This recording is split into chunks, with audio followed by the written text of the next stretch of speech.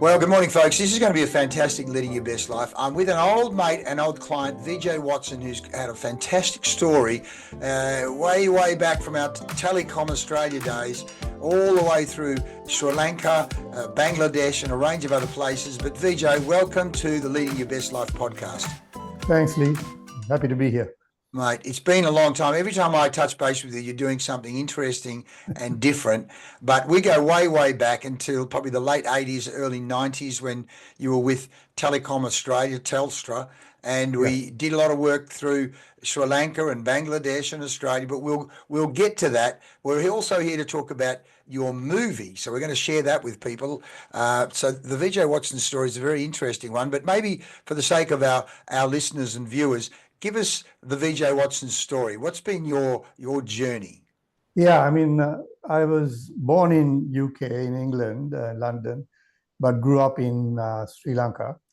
And I then went on back to UK to do my degree in telecoms when it was not very fashionable subject.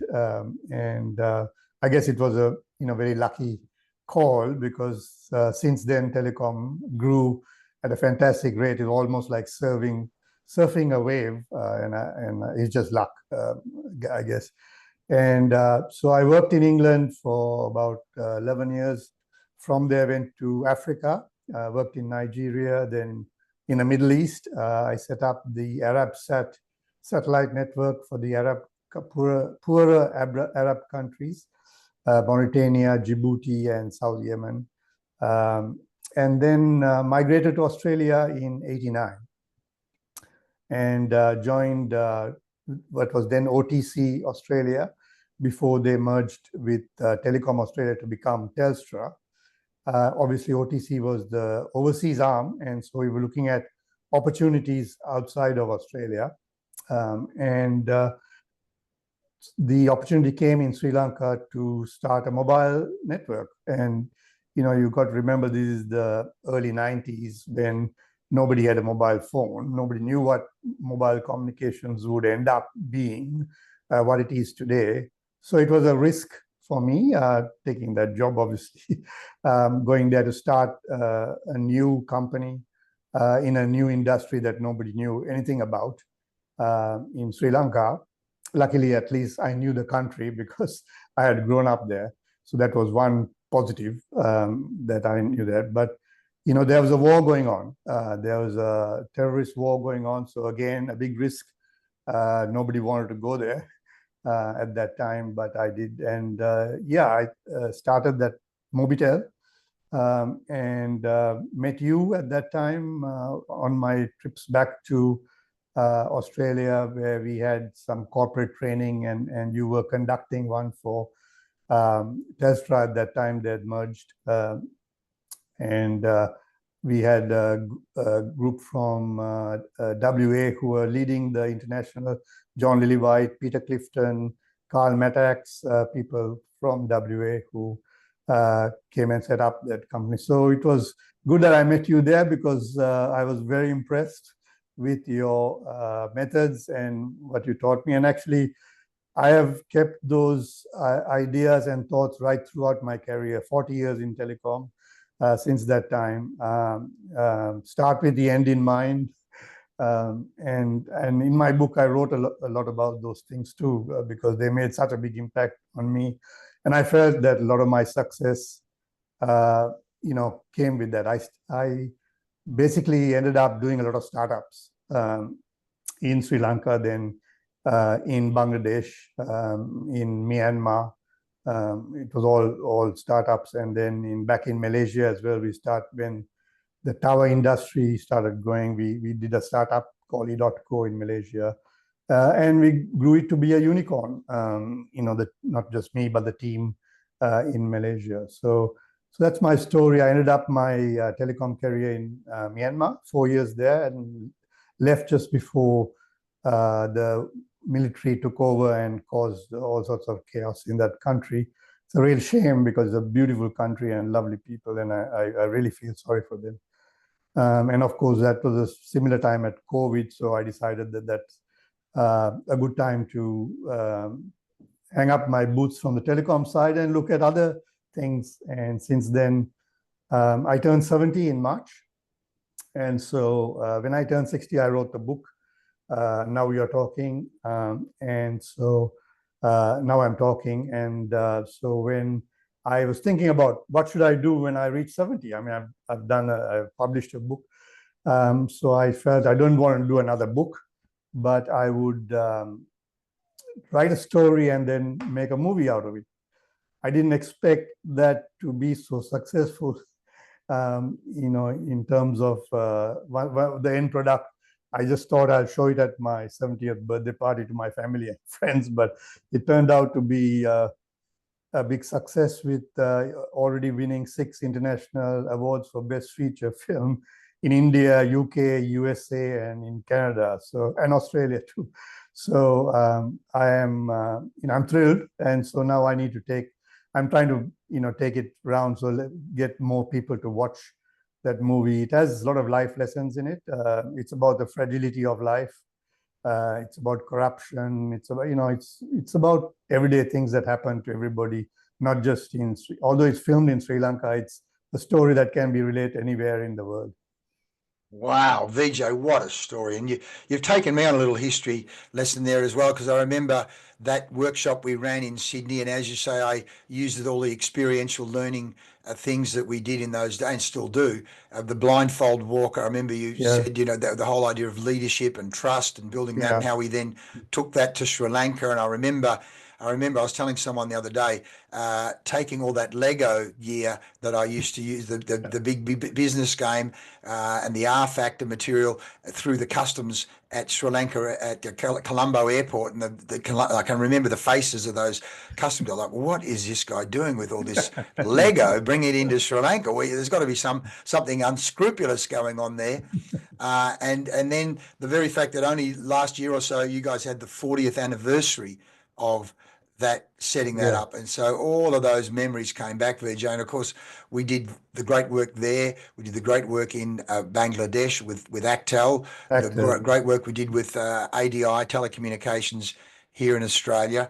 So and of course, the time when I saw you, a few years ago, and I see the ring on your finger, I go, "Geez, I like that ring." And of course, I realised the ring I'm wearing with the Sri Lankan sapphire, I copied your ring, because you said to me, I said, "Mate, that stone is so great. That's a beautiful blue." He goes, "Leigh, Sri Lanka is sapphires."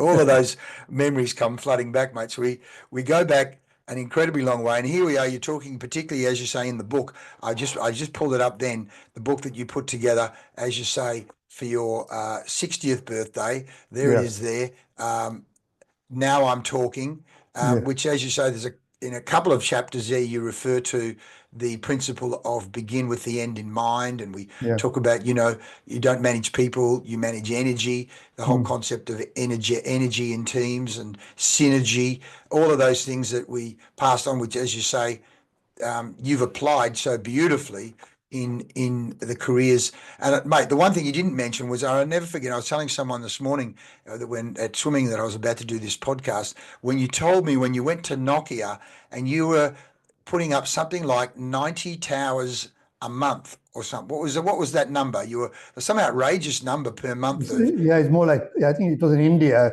when they were just building their GSM network. It's like 300 or 350 towers per month.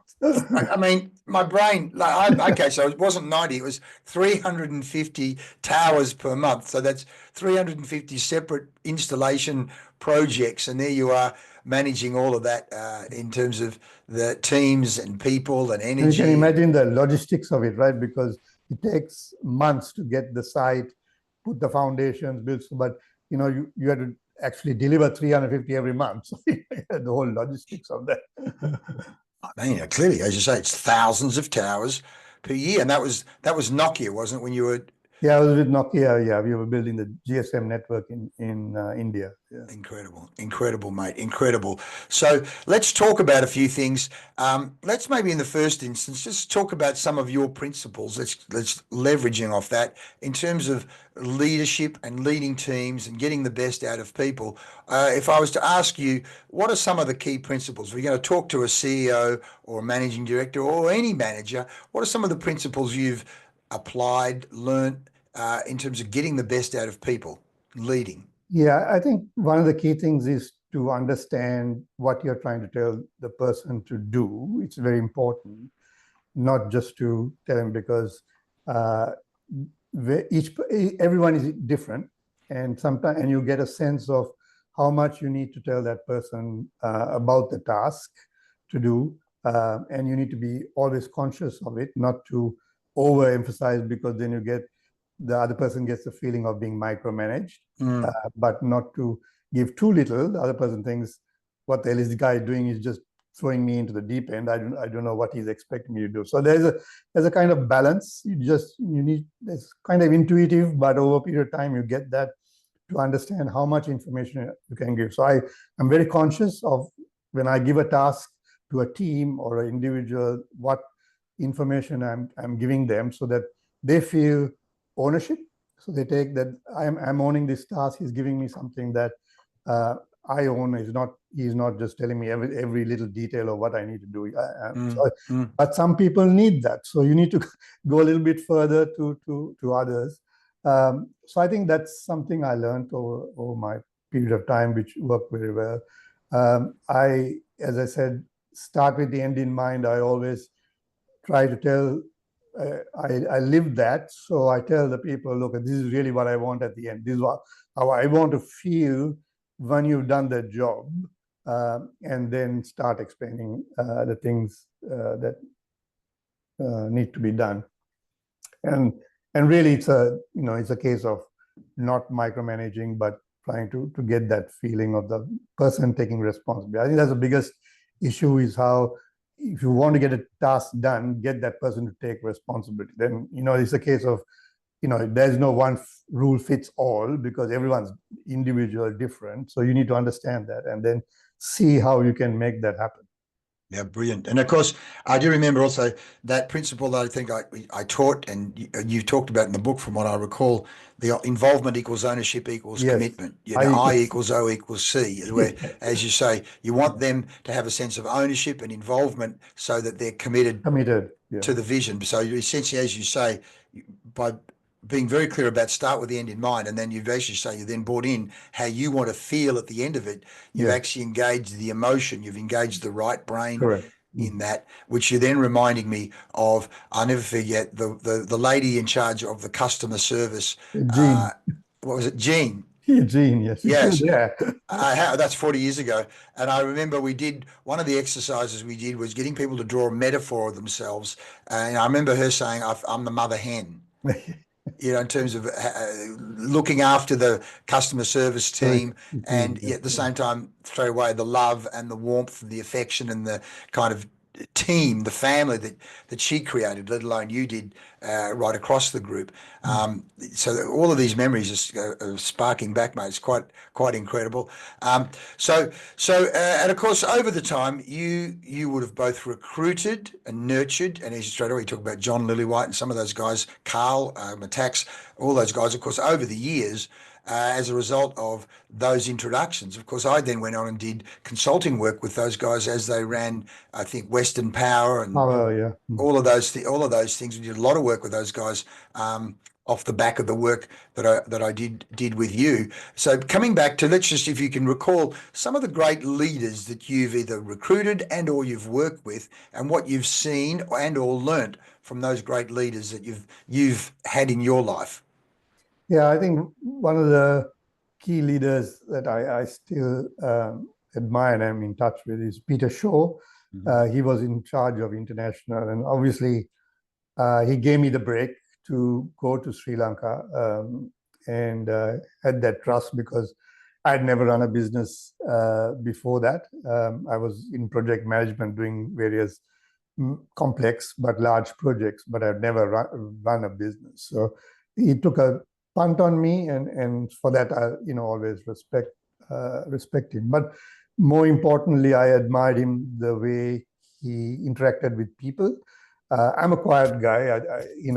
When I start, so I'm not that socially interact with people. But observing him, I realized that I had to change in that way to be able to engage a team and communicate and be there for them and be positive. So, he helped me a lot in that sense of changing myself and making those changes and giving me confidence to, get up, make presentations and stuff like that in public and do a lot of things with the team, social things like having a drink on a Friday afternoon or going out. I mean, we did a lot of those out of office activities to help build teamwork, all that. So those ideas came from him because he used to do a lot of that. And I could see how fantastic the team gelled with him and worked with him. So he just was an example to me as to how I should behave and if I needed some direction. And obviously all those things that you talked about, I took on board and used them, in my own way, on do that, as you say, I equals C and all those things, some of which I have now forgotten because I've been out of the corporate world, but yeah. Isn't that interesting, mate? Of course, where that came from, of course, a lot of the work came from was all the Vision 2000 work that we'd done with Telstra in the lead up to meeting you in Sydney when that was the early part of the 90s, as you say. Yeah. So, and I remember you saying when you first went to Sri Lanka, you guys literally were sitting on boxes in those offices. I started the company in a hotel room with a fax machine. Faxes coming from Australia there, but and then got a legal team together, and then we hired an empty office space, sat on boxes and had conducted interviews to recruit the people. Yeah. The marketing guy, what was that marketing guy's name? Sunil Lakshman. Sunil, yeah, he's a cool dude you had there. And wasn't there a finance guy, a chartered accountant guy? I can't remember. Yeah, right. I remember the number of times I've since come across another guy from Sri Lanka, and this chartered accountants very quickly love to tell you, I'm a chartered accountant. It's that there's another level of reverence you have to provide to the chartered accountants from that part of the world. So mate, over that time, of course, as you know, we both. In fact, I remember that time you took me to the cricket club and we sat drinking some beer, watching the guys train for cricket there in Colombo. But in terms of your own life, let's just say the routines, whether it be when you were living overseas, in terms of looking after your own mind, body, spirit, because as leadership is about that transference of energy, what are some of your routines and how did you live your life in those places, which would have at times, as you say, been challenging when it came to various pieces of exercise, mind, body, spirit. And I know your wife was over there in Sri Lanka with you for quite a while. How did you manage your life as a leader, as a CEO, MD in those places? One of the main things I did was I walked every morning. Yeah. And when I was younger, I jogged, and that was a habit I continued right through whichever country I was. I'd try and find suitable walking circuit or track that I could do about 5-6 kilometers, and I'd do it every morning. And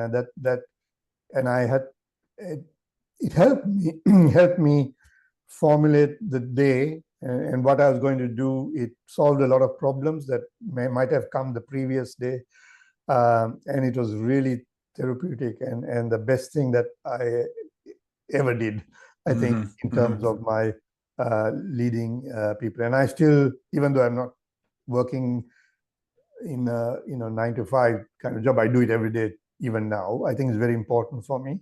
If I don't do it, I get quite depressed. I have to do it, and it helps me formulate the thoughts and this kind of new path that I'm taking with producing a movie. I wrote the story, so I've been quite intense. It's not just I threw the money and let somebody else do the job. I was very much involved in creating this piece of art, if you like, and so it's been quite intense the last few months. And I think we achieved something in a very short period of time. Speed equals success. That's something else I always believed in. You have to get these things done quickly, otherwise somebody else, the competition takes over, and I believe that really. And so I pushed. We did the whole movie in about 6 months. Incredible. From the time we wrote the story, the script, production, post-production, all done in 6 months. I kept pushing them, but so it was intense. So I needed this walk every morning to, because I was thinking there's a new industry for me, learning new things and stuff like that. But yeah, you're out of your comfort zone for sure. You're certainly in your learning zone, your growth zone, in terms of all new. Everything was new. Right, fantastic. So, and by the way, while you were there, did you and your wife ever get into like yoga, meditation, any of that kind of thing from that part of the world? I didn't. I think my meditation was at walk, because Yes. I would do it without headphones. I was not listening to anything. It's just my thoughts. Yes. So it was a meditation for me, so I didn't like other people with me, or it had to be alone, and that helped me a lot. It was a chance to process, as you say.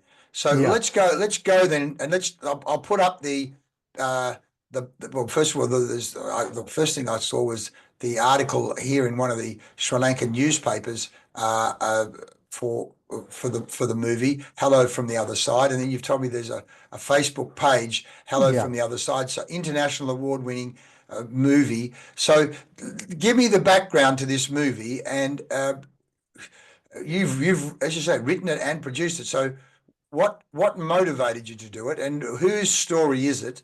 So just give me the background of the movie in the first instance, because it's coming on into Perth. You've said, Leigh, get the tickets. Here it is here. It's in Perth, Sydney, Adelaide.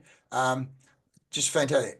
Won these awards, the official selection, Women's Bioscope, Manchester Liftoff Film Festival, official selection, International Motion Picture Awards. My goodness, winner, winner, winner. So Vijay, what is the background to this movie? And tell me a bit about the story. Life is terminal, but a new journey begins.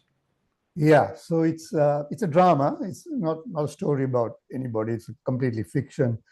It is fiction. But as I approached my 70th, one of the things I kept thinking a bit more about was the fragility of life, because I had lost, clearly I lost my parents in the last few years, but I've also lost around 35 of my schoolmates, good friends. So when you get to this age, you start thinking about those things a little bit more, I guess, than you should. And I felt that we as humans we think that we're going to live forever, and we don't have that thought about, okay, I need to do certain things now because it'll never be done. So when I think back at some of the corporate planning, when you said you have 5-year strategies and stuff like that, mate, you just need to think about how you're going to solve today's problems. So that's the background, but I didn't want to shove those thoughts into a film. It'll become more like a documentary. So I had to create a drama story around 3 characters. So they grew up in 3 characters who grew up in rural Sri Lanka. So this is a common trend now, where education is helping people lift up, right, from their rural poor backgrounds to professional jobs. So that story is there. So 3 of them, one becomes a doctor, the other one's a nurse, and the third one's a professional cricketer. And the story is about them, how then when they get into the adult world, if you like, or the urban world, things like corruption, betrayal, and those things come up, and how it influences their lives. So it's an interesting story, but embedded in there is the theme about the fragility of life, and how we should be doing things today without keeping them to do tomorrow. Interestingly, the chartered accountant who I met from Sri Lanka, it was Buddhist, and of course, in that part of the world, Buddhism was quite strong. I don't know, it still is Yeah, still. And one of the principles of Buddhism, I occasionally go to the Buddhist Centre here in Perth, and Ajahn Brahm. I was looking at YouTube the other day, and he's been one of the key principles, because we've had this mental health issue across AFL football. Two major suicides in very short space of time has rocked everybody. But we've also set up a men's mental health group called Blokes Talk Beachside with myself and some other people here in Perth to get blokes together talking about some of these things. And Ajahn Brahm says, one of the key Buddhist principles is everything is impermanent. There's the impermanence of everything. Everything. So when a person's certainly depressed, to go, well, that also is impermanent. It will pass. It's not a permanent, but because people start to believe it is permanent. But at the same time, as you say, the fragility of life. Only a couple of years ago, a very good mate of mine, my close surfing mate, brain cancer and gone within about 8 months. But as you say, parents. I had a brother dying last year through our family, the condition, the myotonia dystrophy condition. So just on that, from your point of view, having, as you say, 35 friends and parents, what have been some of your mechanisms or ways to deal with that impermanence and that fragility? Yeah, I think one of the things is a faith that they have moved on and they're in a better place than they are here. And I think that's so in this movie also, I didn't go I only went up to a certain level, which covers that every religion says something happens to us. We move somewhere, move on, whether you're Christian, Muslim, Buddhist, Hindu, whatever. So I didn't want to, but beyond that, there's obviously controversy and disagreements about whatever. So I didn't go there. Go into that territory, yeah. Yeah, but I take the comfort that there is something beyond this life, and that they are in a better place. That's how I deal with that, and at some point in time, I'll be there too. Because nothing is permanent, and I'm blessed that I have lived for 70 years and had a good life. But at the end of the day, it could end tomorrow. Yeah. Well, I mean, Sadhguru, I don't know if you know Sadhguru, one of the Indian yogics. Yes, of course. I did a lot of research on his talks, and some of that is in the film. Yeah. Oh, okay. Well, I think he's clearly a superstar in terms of the number of people that listen and follow, but that whole principle of is your death is quite invigorating in the sense that once you know it's finite, you soon, because I had that experience years ago. We had a member of the family, my wife's cousin, his wife was laying on the couch on Christmas Eve. Her eyes rolled back, and by the way, she was pregnant at the time. Eyes roll back in the head and dies. And there we are just after Christmas in this bush cemetery. It's boiling hot, and you're going there, what is all this about? What are we doing? How can this even be that a woman in her early to mid 20s already has a kid, and now it's just two of them have gone. And here we are. And the only thought I could have was, well, the purpose of death is to remind us that we're all heading in that direction, and we got to live it. We got to optimize this, because as you never know when it's lights out time. So now, once you accept that, it's like, how do we make the most of this thing? Most of it, yeah, correct. Yeah, and literally lead our best life with the time that we have available.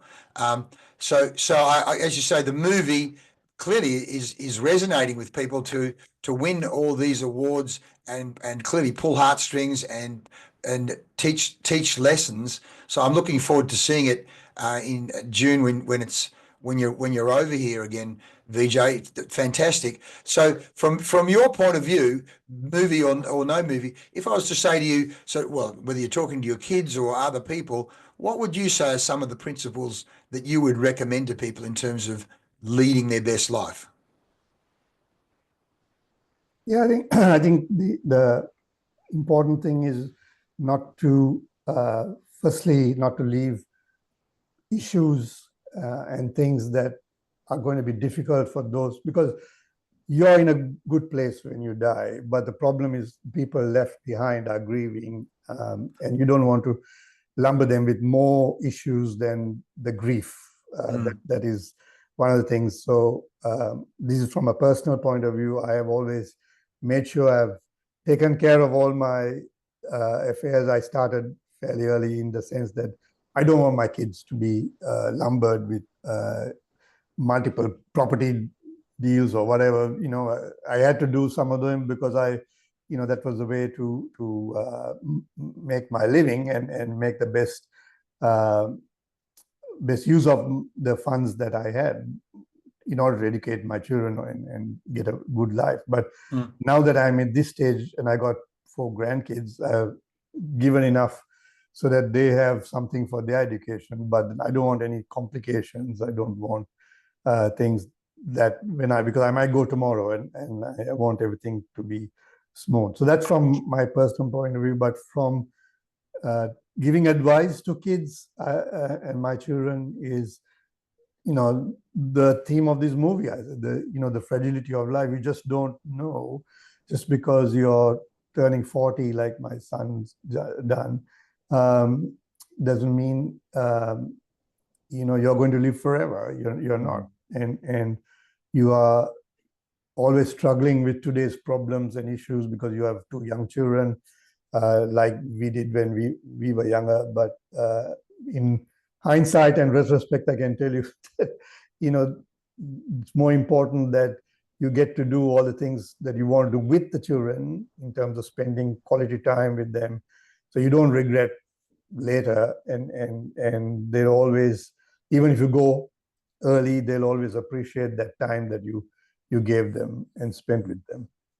Those memories. Interestingly, my daughter, my kids go. One of the best holidays they ever did was when we went to Disneyland in the US. Yeah. It was we went to Las Vegas, and then I did a conference in Las Vegas at the MGM Grand in Las Vegas, and then we went to Disneyland. By the way, did I do Morehouse in Sri Lanka or not? I can't remember. I remember I had that American hoax character. I can't remember if I did that, because I remember you said don't do Morehouse in Bangladesh.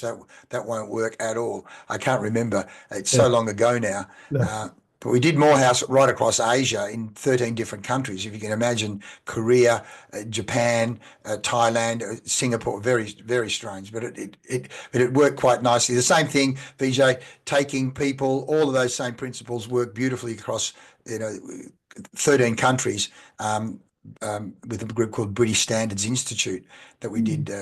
But all the same things, begin with the end in mind, managing energy, teamwork, involvement equals ownership equals commitment, etc., etc.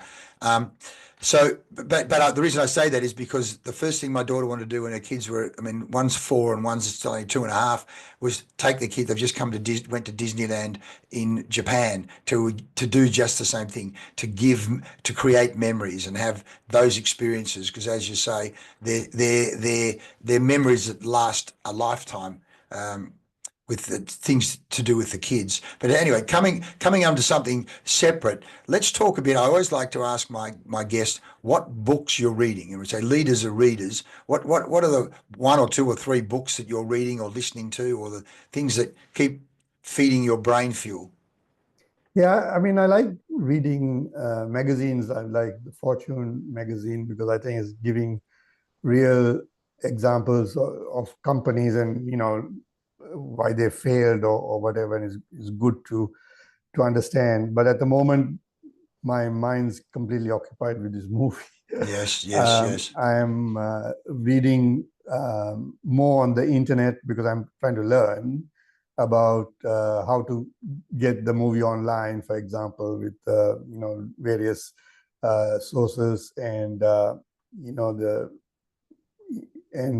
and also thinking about maybe if I do another movie, what should it be about? So, researching some of the subjects that I'm thinking about, which I could put in a new movie. So I again, because it's so convenient on the internet, I do a lot of reading of books and stuff like that on the internet. I'm thinking more about like dementia and why it happens and maybe it's a good thing that it happens, because when you're transitioning to the other side, it's good to forget a lot of these things. So that kind of thoughts are coming in my head, formulating about what my next movie would be. Wow. Wow, nice. Which is one of my questions. What does the future look like? What, if you're talking about starting with the end in mind, if over the next 2, 3, 4 years at least, what are some of you're thinking about another movie or two? So, and obviously this movie being successful. So, but in your mind, what do you see happening for Vijay Watson and family and business and so on over the next 2, 3, 4 years? Yeah, I really enjoyed this experience of making this movie, and I don't know why, but it's obviously triggered something that was always inherent there, which is good to find that. It's like a rekindling of a passion, and I think that's what keeps you alive, right? Keeps you motivated. So having found that, I mean, as I said, because this movie has been successful, I would be doing a disservice to it unless I see it through, that it gets the biggest audience that it can, and that means showing it in theaters here in Australia. I'm hoping to take it to UK, and I got a few more festivals in Canada and in the US, which would finish in October, the festivals that I have applied for. So hopefully I get a few more awards, I'm hoping. But beyond that, then November, to put it on Amazon Prime and Google Play and Apple TV.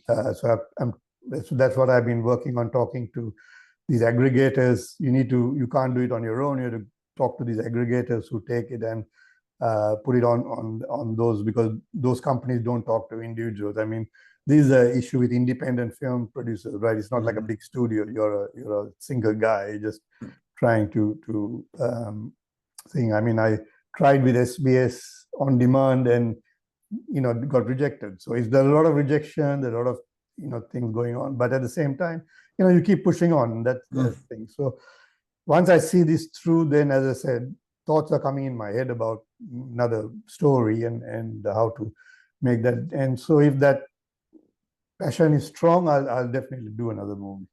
Fantastic, fantastic. Well, that being the case, you've got me thinking, because I've got, as you know, Leigh, I have connections. There's 2 connections that I'll put you on. I'll talk about it off air, but there's a director, producer, writer here in Western Australia, and there's another one that was West Australian but is now in Melbourne at the moment. So I think I will talk about that offline, but I think both of them would be very useful people to have because they've gone through similar journeys to you. So anyway, we'll talk about that separately, mate. So that's fantastic. I mean, that creative brain, it's not often, I would imagine, an engineering kind of person gets into the creative side, but then again, I suppose it's not, there may be you're a bit of a unicorn there.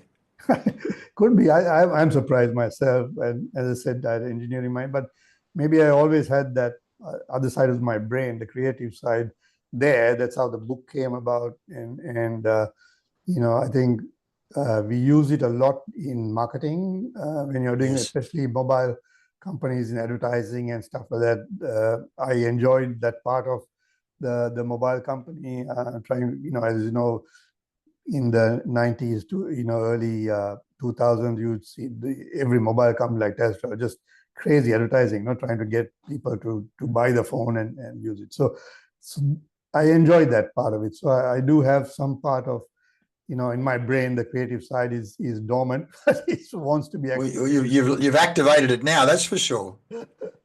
Yeah. Well, that's fantastic, Vijay. So now, in terms of this interview, is there anything that we haven't covered so far that you'd like us to cover in this interview? Anything you'd like to add in here? No, I think we've covered a lot. As I said, I think it's I think one of the things that I would maybe say is I entered retirement 2, 3 years or 3, 4 years ago now, moved from telecom. And I think the fact that I did something completely different, 180 degrees, if you like, from an engineering background. I mean, I wasn't doing engineering at the end because I was more managing companies and being a CEO.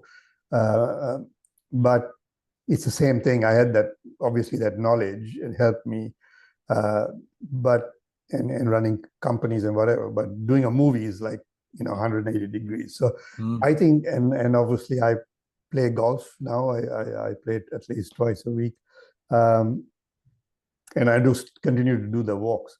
So I think it's important from people retiring to think about doing something completely different, even if it's something small, than what they would do. I mean, a lot of people that I talk to say, okay, I don't want to give up my work.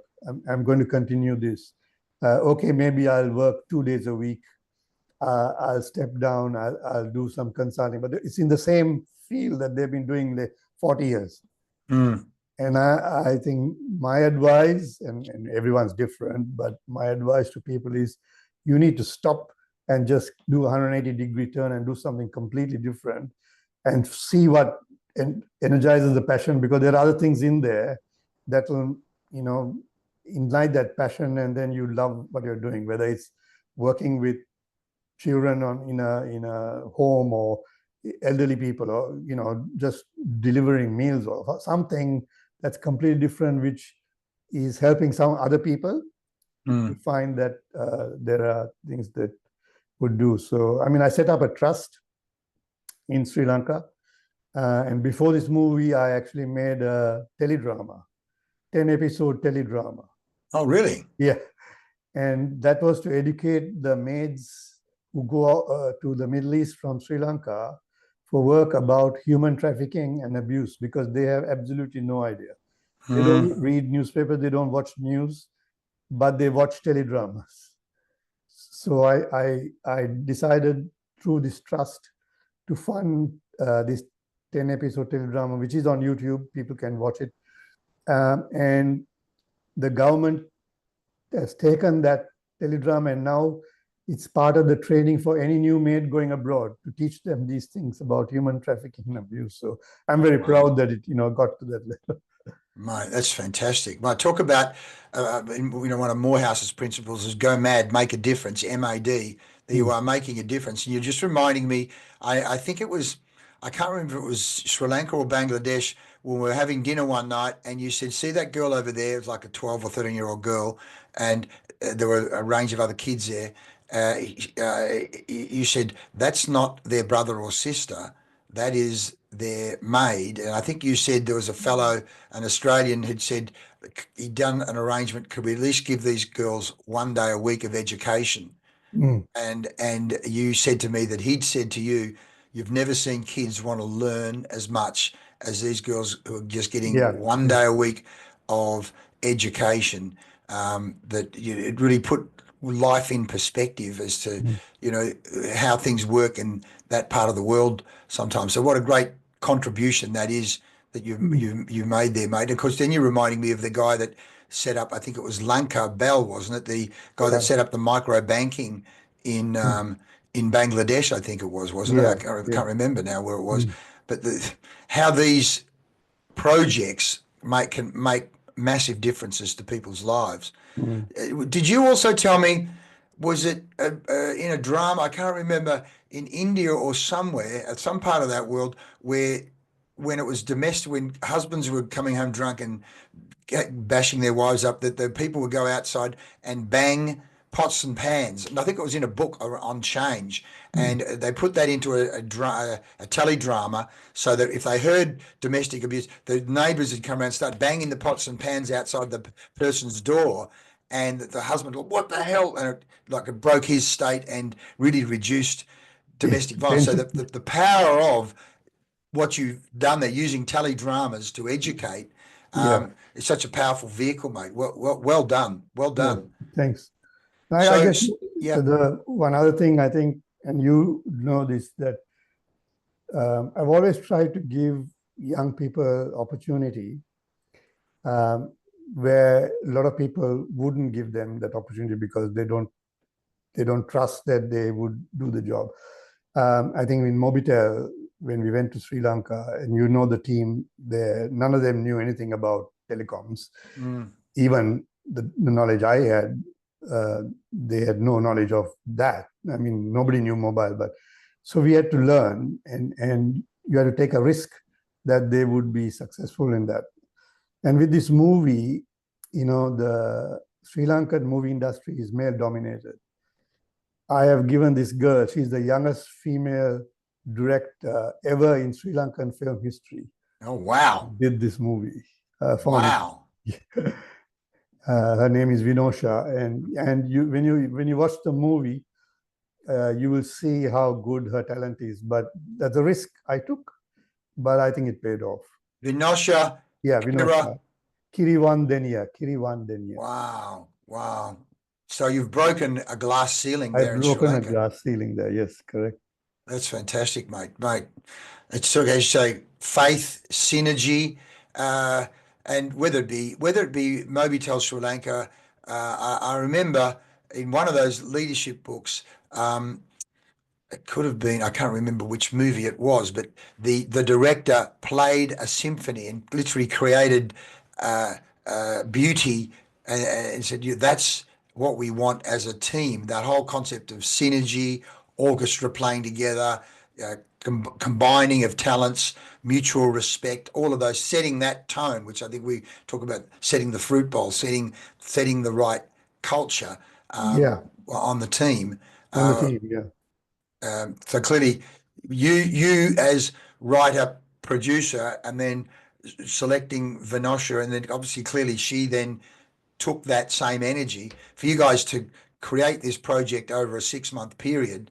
And I note you've, even in terms of credits here, you've got the boom operator.